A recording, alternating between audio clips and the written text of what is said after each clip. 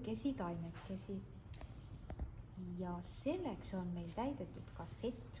Kui me peame jälgima ka pikeerimisel oma asendit, et me siis selg nagu ei jää valusaks, kui me väga kummardame pidevalt või siis on kuskil väga kõrge. Seega ma olen asetanud siia kasseti alla sellise kasti ja siis on mul hea toimetada. Alati siis taimi kätte saada, selleks on vaja siis neid alt natukene siis pulgaga aidata. Need on nüüd nii väikesed taimed, et me ei saa neid lehest kinni võtta. Siis on mul selle jaoks hea selline ark. Seda saab ise teha mingisugusest kas puidust või siis metallist ja selline nagu väike kahvel oleks, pisitillu kahvel. Ja siis me võtame siit selle argi abil. Nii, juur on küllalt pikk, seda me võime kärpida natukene, näpistame ära kolmandik, et pikeerimise juures ongi see oluline, sest siis hakkab juur harunema.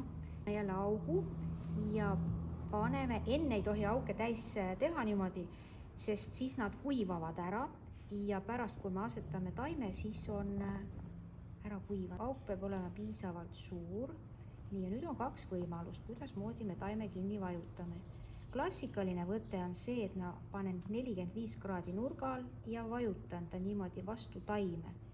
Nüüd teine võte on, kuidas me saame vajutada, on selline, et paneme siit nagu sellise kaarega kinni, et ta jääks siia kinni ja see on jälle ka tunnetamise asi.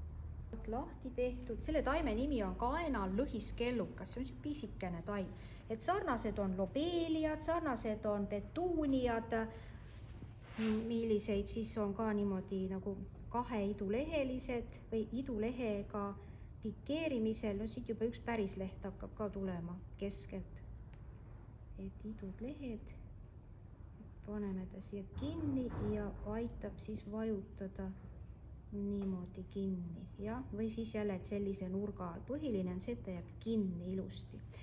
Aga mida kindlasti teha ei tohi võtta juurekaelast kinni.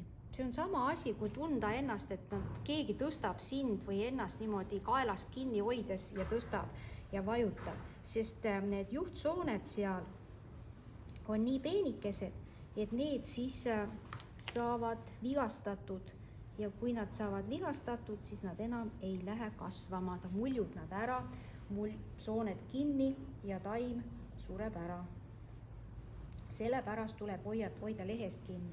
Isegi kui võib juhtuda, et leht natuke katki läheb, sellest ei juhtu midagi, sellepärast, et keskelt tuleb päris leht ja teine leht jääb alles nagunii.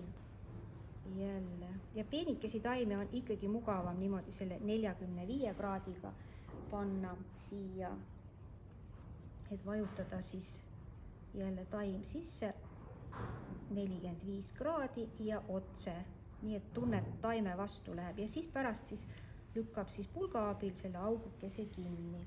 Jälle lehest kinni, näpistab natukene otsast juurt, et harunema hakkaks ja auk ja läheb, vajutab kinni. Jälle auk. Nii, taim, auk, vaat nüüd on ka vaja vaadata, kas ta läheb päris auku või võtame siis selle pulga appi, kui ta ei taha. Kui ta on liiga väikene, selle kahvli vahele ja vajutab. Ja niimoodi siis on kogu siis see protsess. Et lobeeliaid võib isegi mitu tükki ühte auku panna, et ta läheks siis suurema puhmiku annab.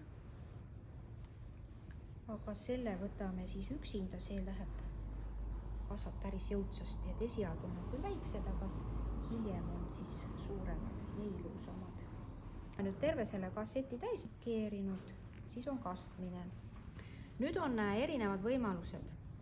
Aiandid on igavesti suured, palju on taimi, palju on kasta. Siis esialgu pisikesi taimi ikkagi kuskilt keegi suure sõelaga ei kasta. Kui on suured taimed, siis võib suure sõelaga ka kasta. Aga kui on nüüd pisikesed taimed, siis me kastame pritsipudeliga.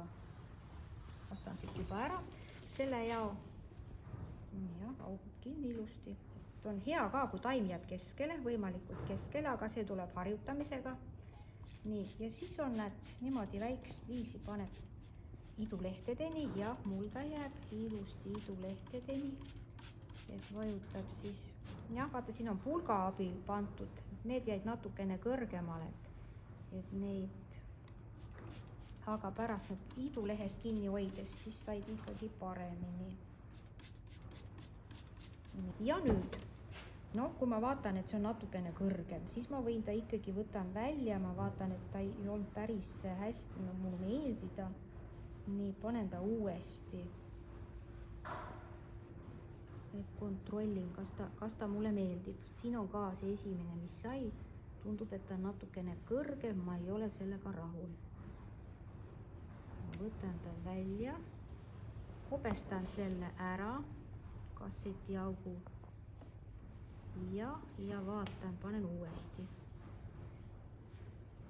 et ta jääks ilusti, nii et ma olen rahul. Nii, no kena. Nüüd kindlasti peab silti juurde panema. Sildi peale me paneme selle sama kuupäeva, millal ta on külvatud, sest siis on ilusti aru saada, et mitu nädalat ta on kasvanud pärast, kui me hakkame teda maha istutama.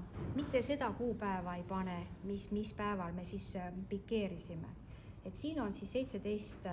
märts külvatud ja meie siis kirjutame sama kuupäeva selle peale ja paneme kuskile keskele. Nii, ja suunaga kiri on siis suunaga kasseti poole. Nüüd, kuidas kirjutada? Kuupäev ülesse, kirjutame ülevalt alla, just nimelt noole suunas kirjutame. Sest vaata, kui me kirjutaksime niipidi, et ülevalt alla, siis on nagu mugavam tundub kirjutada. Ja paneksime selle, siis kui me hakkame lugema, siis me loeme vale pidi, hakkame tagurpidi lugema alt üles. Väga ebamugav. Et osalt on ta sees, võib-olla siin mulla sees ja siis me ei saa üldse aru, mis taimega tegemist on. Aga kui niimoodi on ülevalt alla kirjutatud, siis on kena lugeda. Ja niimoodi siis saabki terve selle kasseti ära pikeerida.